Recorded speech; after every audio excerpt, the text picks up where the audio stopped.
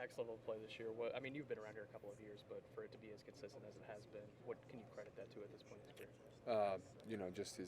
Just his mindset of going at it, his years in command, and I would say probably his eagerness to get back after last year got cut short with him for injury. He's put in a lot of work in the offseason. We have great chemistry on staff and with him and with his receivers and tight ends. So just him putting in the work, being an ultimate command and buying into what we wanted to do and how we wanted to play. He's just done a great job of taking what was given to him and keep progressing that way. He's knocking on the door of the franchise passing record. I know wins are obviously more important around here, but for that kind of honor and to be in the building around him every day, how special is that?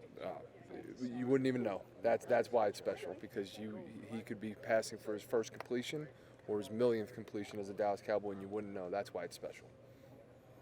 How do you keep Joe Milton, I guess, not engaged, but to a point where if he is needed, that he'll be ready to go? Yeah, Joe, for what he's had to do, obviously he comes in every week and he gets ready for what their offense does, which is cool for him because it just broadens his mind. He hasn't played a lot of football in college and in the NFL, so for him to be able to learn other offenses, see what they do, what he likes, doesn't like about that, what his strengths and weaknesses are in each offense, he grows each week just doing scout team. And what we're proud of is Joe's gone in there for really two real drives this year, and he's gone right down to the red zone, threw an interception I know he'd want back, and then obviously a couple weeks ago throws a touchdown. He has absolute dot on JT there, but he's just done a really good job just taking it each week and preparing like he's a starter. And when he goes in there, he's calling plays from the game plan. He's not like he's reverting back to training camp plays or something that Joe's comfortable with. He's calling it like he's the starter. So just to see Joe progress that way, both watching other offenses, preparing, trying to help our defense, as well as acting like he's the starter for us, has been pretty cool. It looks like Dak's doing just a lot of pre-snap stuff, kind of getting everyone in line. I guess maybe a basic question: how high level of pre-snap reading and manufacturing is he doing right now? I'll say this. I'll answer that kind of in a different way. By Friday afternoon, at the very least Saturday morning, if you give him the start of the personnel and formation, he can rip the play off. So you don't even have to talk to him much, and he knows the ins and outs of it just based off of that and understands where, hey, I know on this one, CD's over here, Jake's here, GP's over there. So just making sure, hey, getting those guys as they're breaking the huddle, whoa, see, you're over here, whatever it is. And then obviously the adjustments based off of what he's seeing. That's why knowing what the plays are so cold like he does by the end of the week, it allows him to more focus on the defense and what they're doing and what he has to adjust to make the play successful. And how uncommon is that? Um, So I think I fans wouldn't just say- don't appreciate the. I wouldn't say it's uncommon. It's just at a very, very, very much higher level than most. That's the uncommon part. What you're saying, what you asked, the high level of it is extremely high level. It goes very into detail of his knowledge of the game, how much he's seen, his experience throughout the years. So that is the most uncommon part. All quarterbacks make some type of adjustments. He just does it at a higher level and a better level than most. You're with Donovan Ezaraku at Boston College. I recruited Donovan. That's my guy. Yeah, South Jersey, man. South South Jersey. So Donovan came out during the COVID year, so 2020 was when he was getting recruited. So we weren't on the road. Never got to go to high schools. Never got to go see him. So I'm on Zoom asking him to hold his arms out in his doorway so I could see his wingspan and how tall he is. And it was a wild experience. But he didn't have a Power 5 offer, and we just saw everything we liked. We loved the family. His mom was awesome. And gave him a scholarship. He committed to us, and the rest is history. The guy made us look smart. To see his ascension now here early in his rookie year, how cool has it been for you? Awesome. Love that guy. Love everything he stands for. He plays with passion, plays with purpose, and he's a lightning rod to any locker room in football, anywhere, at any level. Your role has increased, obviously, this year, and your responsibilities increased. And, when you're in the other role, you kind of got to sit back, and there might be some thoughts you have, but now you can kind of implement them. What have you learned about Dak in the current role that maybe you didn't realize before? I don't know if I didn't realize it, but what I've really recognized was it doesn't matter where the idea comes from. Dak is going to take it like it's awesome. He's going to make it try and work the best he can. If it doesn't, he'll be like, hey, maybe we'll have a better idea next time. And if it works, he gives everyone else the credit. That's the most important. That's the biggest thing with Dak. So he doesn't reject it out of hand saying, I don't like this. No, he'll give it a try. That doesn't mean he doesn't reject things Right, after eventually. trial and error. Yep. But no, everything. He's like, man, I can make that work. He also, you know, as all great competitors do, thinks very highly of himself, and he knows he can make pretty much everything work until he doesn't, and then he's like, hey, I don't like that. Good, and we move on. And that's why getting a play idea or something like that rejected from Dak, you know it's for good reason. It's not just because he's I don't like that. No, he's going to try and make everything work because he truly believes he can make everything work. Him and Shotty have talked a lot about the play caller's purpose and just their relationship and kind of the honesty to be able to say, hey, I don't like this, or maybe I do like this. What have you seen from their relationship kind of this year now that Shotty's head coach and play caller? What have you seen from those two? Just seamless. It's seamless. I mean, the conversations are very easy. The conversations are very real, and it's not a lot of fluff. It's just, I like it, don't like it, got it, moving on. You know, it's just like, you know, they don't waste a lot of time. They're very efficient in their conversations and efficient when it's out on the field and when that play is being called. What kind of guy is Will in that room? He's like a coach. Yeah. He's like, if I have an idea, I'm like, hey, Will, what do you think? If he's like, yeah, all right, I'll bring it to Dak. No, he really is. I mean, the best thing about him is he's in the locker room. He's spreading the message not just to the quarterback room, but the rest of the offense on the times that we're not around him. So he'll be a head coach one day if he wants to. If he's not smart enough, and if he wants to get in this coaching thing, but he's completely in control of the messaging that we have and that Dak has, and he's just a great soundboard for Dak and us as well. So very clearly a coach's son. Oh yeah. His dad's the man too. We like having him in the room. Thank you. Thank you. Okay. Appreciate it. Javonte's obviously had a really great year so far. What have you kind of credited that to with him, and what have you seen just from his development and sustainability too? Yeah, great question. His work ethic. This guy's came in and done an incredible job of embracing his role, and he had a workman's mentality. And so you just appreciate about the player. You know what I mean? Like, he wants to be the best teammate he can possibly be for his guys. So week in and week out, he's prepping every day to try to figure out how he can go out there and execute at a high level each week. And his pass protection skills were something that we talked about after this last game. What did you see from that just ability, and what kind of example does that set for the rest of the running backs? Yeah, no, it's funny you bring that up because I was really critical of him in the Denver game, right? I thought, hey, could have been a little bit better. You know what I mean? We had a couple loose ends. We always talk about having fundamentally sound football. All right, he kind of got out of place a little bit where there was hand placement or hat placement, and so he went back in this past week and wanted to correct those wrongs. So we really put a lot of emphasis on that in individual drills, focusing on technique, focusing on fundamentals, and I think it was able to express itself throughout that game. I think it was one of his best games he's had when you talk about pass protection, physicality, closing the space, hand placement, hat placement, being very, I hate to say the word, is violent at the point of attack in terms of protecting the quarterback's pocket. Just as overall physicality. Go ahead. What people don't see, like, we cut the film on, and you guys are able to kind of see him on the field, right? What he's really good at is Blue's very smart. All right, that's one thing I can't credit him for. He takes pride in kind of knowing his assignments and knowing what to do. Obviously, we're dealing with a very young player at that point, someone that's learning the professional game, learning how to play the pro game. Like, this is a different game than college. As you know, you come from high school, you go to college, it's a different game. The speed of the game, how to play, how to finish, and I think he's learning how to do that gradually. And that comes from experience.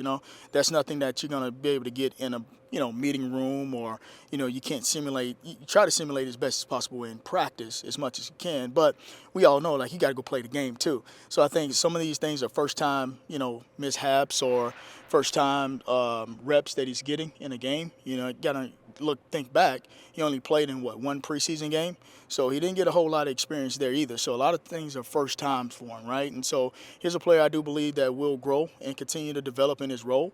And so I don't pretty much worry about that as much. He just would like for it to happen a little bit faster, obviously, but he'll be fine. Blue's a competitor. How much have you stressed that it takes time, sometimes in this league? Tremendously. Because sometimes you don't give yourself enough grace, right? You want the microwave effect. Like, we live in in this environment where, hey, man, I want to see it right now. And sometimes that doesn't really fully express itself. And it's about developing. It's about spending time on your craft. That's what him and I will do consistently, watching the tape, going out, trying to simulate pass protection, running between the tackles, finishing, on runs. And I think, once he comes back and he's able to evaluate himself, and he's a realist, right? Like, he can cut the film on. He knows his style of play can definitely improve, right? And I think he's, embracing that. I think he's encouraged by the fact that him and I are willing to, work on this together, that I'm willing to work and give him critical, feedback and stuff like that. So he's a highly competitive guy. He wants to be out there. He wants to help this team win. Obviously, he wants to be successful. And so it just takes a little bit more time than he probably expected. What do you guys need out of that RB2 role? What do you guys need out of that RB2 role to kind of help complement Dante? Listen, it's the consistency, right? You don't want to really see any drop-offs, right? Someone that can come in and keep us on pace, someone that can keep us on schedule. I think that's extremely important for us, right? We always talk about play style, right? We want to be a physical and tough football team. That's been our message since we got here. So we don't want that. We obviously know that there's different play styles in runners. You know what I mean? Javonte is different from Blue. Malik is different from Blue. Like, everybody's got their own unique style, but how we do it is what the emphasis are. Like, how we finish runs, how we finish pass protections. Are we being physical? Are we playing tough? Are we mentally handling all the, the stuff, the tough things that they throw at you on the field? How do you have Blue grow from the fumble? He'll learn from it, right? Man, what a great hit, right? The guy put his hat on the ball. At the same time, Blue could have been better throughout the line of scrimmage, right? Wrap it up in traffic. We always talk about head, body, and tail, lock it in traffic. I think it kind of may have caught him off surprise because he didn't really see him until he got through the line of scrimmage. But we always talk about through the line of scrimmage, make sure that thing's tightly secured, right? And so after he watched the tape, I think he's done a better job in practice of when I'm going through the line of scrimmage, making sure I got this ball high and tight, make sure it's wrapped in traffic, and I'm finishing with the football. So far? Outside of those two guys, the growth. There's been a lot of growth. I mean, especially with, some of the injuries that we had in that room and the guys not being available. But the guys like, Flo stepping up has been good. JT has made some plays. So it's pretty cool to see those guys coming together as a group and making plays together. Is George and CD what you thought it would be coming into the year? I mean, talent-wise, yes, and skill-wise, yes. But, it's really impressive to see just the relationship those two guys have on and off the field. I mean, you see them out at practice. They're always together. They're attached to the hip. They're always talking through not only life things, but just, what's going on football-wise as far as how to run a certain route or, concepts. You have Tolbert, you got Mingo, Mm-hmm. you got Flournoy. How do you kind of get them all going? Because we saw Tolbert only got 7 snaps the last game, and we know he's like the number 3 receiver. How do you manage all that? We stand on what Shadi says too, right? As far as, competing is what is at the forefront of what we do. And every day they compete and, they make our jobs hard about who's going to play and how many snaps they're going to play. And that's what it should be. But I will say this, they all have good attitudes toward it. They come to work every day and they do understand it's not about just playing the position of wide receiver, but, being a big value for us on special teams. How tough has it been for Mingo? Because they get him here last year, obviously he wasn't here, but then he was hurt, and now he's trying to get acclimated back in everything. Well, yeah, he was down for a while for us, and before he got hurt, he was playing pretty good football for us in camp, and he's getting back acclimated, he's getting back to it. He's put together 2 good weeks of practice, and he's meeting with with our special teams coaches too, and getting on board with that. So it's pretty cool to see how far he's come post injury. Really looking forward to his progress. I know you guys had high expectations for George Pickens, but when CD went down for those games, did you expect that level of play from George, and how beneficial has it been his immersion? I mean, it's been real beneficial. He carried us a little bit of that way, and my expectations were just that, for him to play the way he's played. The cool thing is, George he's grown a lot in our system. He's having fun here, and I think those are the most important pieces that are allowing him to play good football for us. Jake Ferguson, outside of the game, he didn't have a catch. How would you assess his season thus far? He's done a nice job being productive for us in all 3 phases as a blocker, in the run game, as a blocker in the pass game. In the pass protection, and then he's done a nice job catching the ball when the ball's thrown to him. So he's played consistent for us. When you look at it as a whole, we left a couple plays out there, in particular last game, that we're going to chase down and get better at. But overall, he's been really consistent for us in all 3 phases on the offense. How has Luke improved as a blocker? I mean, obviously, we want your tight ends Yeah. to catch the ball too, but Yeah. that was one of his deficiencies, I think. One of the things that Luke has done a nice job of is playing with better leverage and playing with more heavier hands, and then having the play temperament of playing through the whistle and staying connected on his blocks. He's really done a nice job with that, and has made really big strides for us this year in that aspect. What are you hoping to see from Jake moving forward? Again, just consistency. We're always chasing consistency in that room because again, you're evaluated not just on what you do well, but really more so on what do you do on your last play, and what do you do in the last game, and so just being consistent, being that outlet in the passing game, winning on his routes, even when the ball's not thrown to him, win on your routes, so the quarterback knows that hey, you're going to be open. And then being physical in the run game and executing on a high level in the run game. He's talked a lot about how your guys' relationship, how good it is, and how honest you can be with each other. Yeah. How have you guys kind of grown together, in his time here, and I guess how honest can you guys be with each other? One thing that's big in my opinion is got to be a collaborative model. Meaning, hey, player to coach, coach to player, player to player relationship, and being able to communicate. Not just the good stuff, but being able to communicate the bad stuff, and always asking, hey, how can I make it better? How can we make it better? How can us make it better? So that's always been a premium in the room. Just being able to get in there and collaborate and understand each other and hold each other accountable. What's really impressed you about Spanford and the opportunities you got this year? In terms of impressed me, I think us picking up where we left off at last year. He is physical. He is a dog, and he don't care what you ask him to do. He's just going to be like, okay, bet, and go play. And he really sets the tempo in that room. He's a big man, and I'm enjoying having him. With Brevin, whether it be this offseason preparation or anything he's done, even in camp, I know he had the high ankle, but he did in camp. How have you seen his year 2 jump manifest, and what's the next step for him as a receiver? Again, year 2, we had a little setback in training camp, which I'm glad we got that out the way, which it allowed him to kind of grow a little bit mentally and get some resiliency mentally in terms of fighting through something. He's done a really good job as a blocker. Hadn't had as many opportunities in the passing game.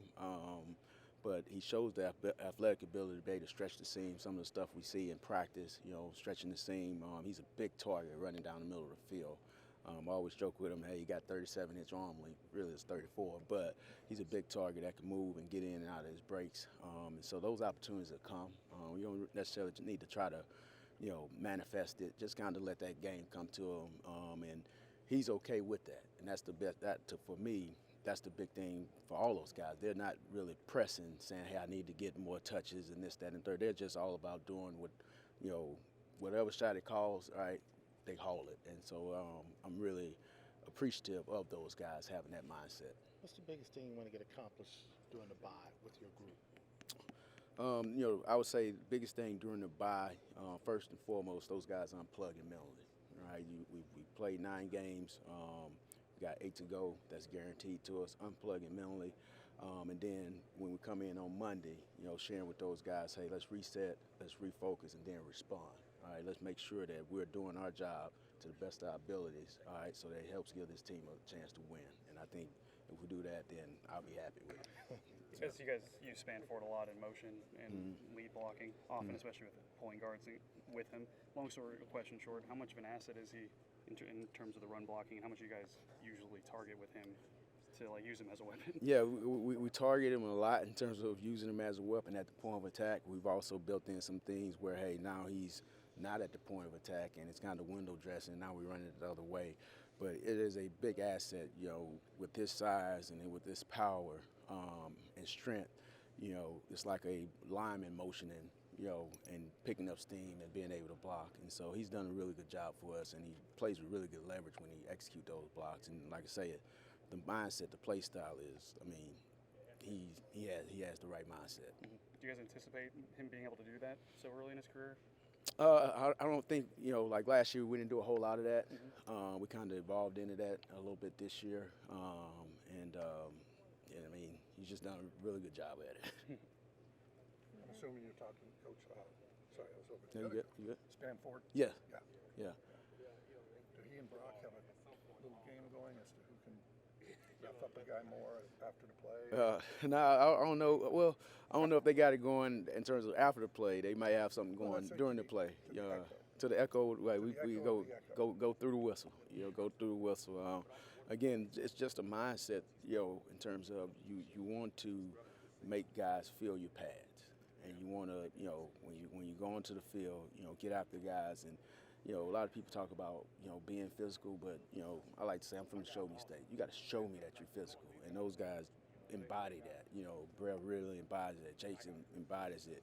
Schoon has embodied that. Being physical and putting it on tape, because that's what people see and that's what people feel. I apologize. No, you good. You good. Take your time.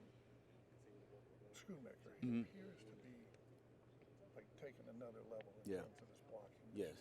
Yeah. You tell me. Yeah, he has, and I told the guys earlier, the biggest thing he's doing a really good job of playing with heavier hands, playing with really good consistent leverage, and then the mindset of playing through the whistle, and I'm so proud of where he's grown to that, and he's challenged himself, and he's answered that bell, and we got to keep growing, and keep going as a group with that mindset. But he's really done a nice job with those three things. And with that, you've obviously been preaching it from day one. Yeah. But it takes time. Light bulb go off. Where you go, okay, I think I got it. But what happens then? You say, okay, this guy is whoever this guy is. Yeah. He's turned the corner. Got it. It's really guys just kind of the reps, doing it over and over, and also sometimes it takes you seeing somebody else do it, kind of might ring a bell for you as well. I always talk about the tight end position. It's one of those unique positions. It really takes about 3 years to really kind of get to where you want to be at with the guy, because there's so much that goes into it. It's not just running routes on air. It's not just blocking. It's a combination of everything. So it takes reps. I think part of that is you can only work on, let's just say, your pass receiving half of the practice. Yeah. The other half you're working on, as opposed to receiver, 100% practice is running routes, catching the ball. You got to mix in everything that you're asking them to do in practice. You got an individual. You can't just say, hey, we're going to work on route running today, or we're just going to work on run blocking. And you got to get really creative. One of the things that I think we've done a good job of this year is Wednesdays are padded practice. So the majority of our individual time, which Shadi has done a phenomenal job giving us individual. The majority of our individual time, since the pads are on, is the run blocking. Whether or not it's us on the sled, the crowder sled, the shoots, going with the tackles. Because we got our pads on, we want to be able to utilize and play with heavy pads. So we spend a lot on Wednesday because it's the padded practice. Booker, young player, how has he grown this year? Significantly, and he's continuing to grow. And obviously had a little bit of a setback with the injury, and he's just continuing to improve and play more and more confident every single time. He's obviously working through some nuance of the game where, okay, maybe I made this mistake, and then there's a little bit of that progression where you're going to overcorrect and you recognize another mistake. But with every single rep that he gets, he's continuing to learn. He's very anxious and very pleased with where he's at. Is it good that he's seeing different fronts in terms of that development? Yeah, I believe that even for the entirety of the offensive line, as we're looking at some of the youth within that group, is they're kind of continuing to learn, okay, how does this particular front fit a little bit differently than this front? What is going to be the response of a linebacker based on this type of defensive scheme relative to this defensive scheme, and how is that going to impact this combination block, and where my eyes ultimately have to go? In terms of continuity and communication, given the injuries and the things that you've had, where do you think on a scale of 1 to 10 this group is from where you and they would like it to be? Well, instead of using a number, I'm going to use a word, and inconsistent right now. And that's something that we talk about quite often in that offensive line room, is we can have flashes of doing some really dynamic things, and then we have some flashes of where we're doing, for lack of a better term, not dynamic things. And that's probably the biggest area of growth that we want to see throughout the run is just our consistency, and whether it's a consistency of sustaining blocks or consistency, okay, I can't take for granted just because I communicated on this particular scheme in the first quarter doesn't mean that I don't have to echo that type of communication in the third or fourth quarter or early in the drive rather than late in the drive, and that's something we certainly need to improve upon. So how much better is it if you maybe quantify it from the start of the season, and how much more room for improvement do you think is realistic within the rest of this season? Well, here's kind of my philosophy is, and this goes back to an old coach I worked with is you're either ripe and dying or you're green and growing. And we certainly want to be the latter of the two and continue to have that growth mentality and that continually competing, continually improving. So I believe that there's a significant room for growth as we continue through the season. And quite honestly, with us wanting to be more successful, that's going to be something that's not wanted. That's not going to be something that's needed right now. How do you summarize what's going on at right tackle? Competing, and that's the biggest thing. It's a central theme of our program, and we're going to compete every single day. There's competition all along the offensive line every day, and there's going to be competition at the right tackle position. Is that good or bad for a coach? Because look, we are halfway through the year, and I got to worry about who might start against the Raiders at a particular position. Well, yeah, I don't think that it's a bad thing at all. Is when you look at having competition within your room, having competition at any position. You brought up the word continuity earlier, and is that something along the offensive line that certainly can be a benefit? Yeah, but let's not also diminish what the value of competition, and whether it's internal competition that translates into Sundays, that's always a positive. How would you evaluate Nate Thomas? He's filled in at left tackle. You rotated him at right tackle. Kind of how do you see him? You mentioned competition, just competing for snaps. He's growing. And, we've asked a lot of Nate from going from the left side to the right side and back to the left side and to the right side, especially for a younger player, a player who has battled some injuries. It's with him, it's his continual progression, his continual confidence in playing, with particular techniques. And that confidence is ultimately going to be gained by him executing. And that's where that consistency of him as well, along with the entire offensive line. I'm looking forward to his continual growth in that. Have you ever had backups, college pro, that are so versatile, especially in the interior, like we talk about Hoffman and T.J. Bass and those kinds of guys? Yeah. I've always had a belief that you have to have versatility along the offensive line. And the reason I believe that is number one, because you need to increase the value to the organization or the program that you're in relative to college. But then also is you got to continue to put yourself in comfortable positions. And sometimes those uncomfortable positions are playing a different position, and how you ultimately respond is only going to help you improve your performance on Sundays.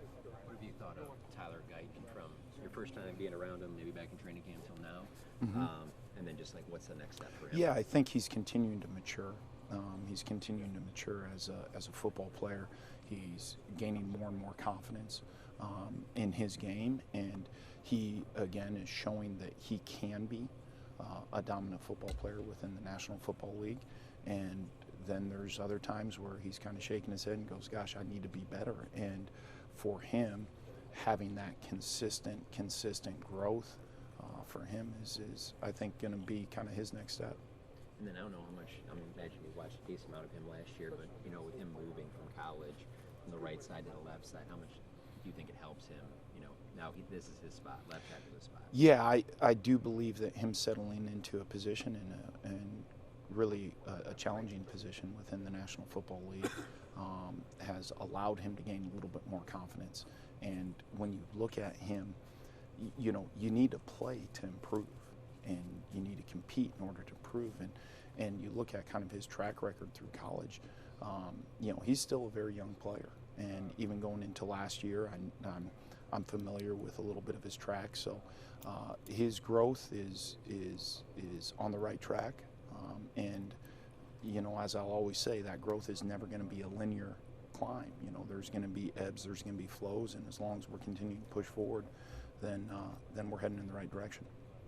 I get you to flip the script for just a moment, because just a month ago you were planning on how to block Quentin Williams. Yeah. And so now he's on your team. But what do the fans need to know about the difficulty, or just what he brings and the attention that he brings? And I think, you know, Shadi may have touched on it yesterday, but he's a guy that you need a game plan for. And he's a guy that you need a game plan for both in the run game, as far as, hey, are we going to be running at him, or is this play going to be designed where it may be starting at him and then we have an ability to cut back, but then also from a protection standpoint. So, you know, I'll be honest with you.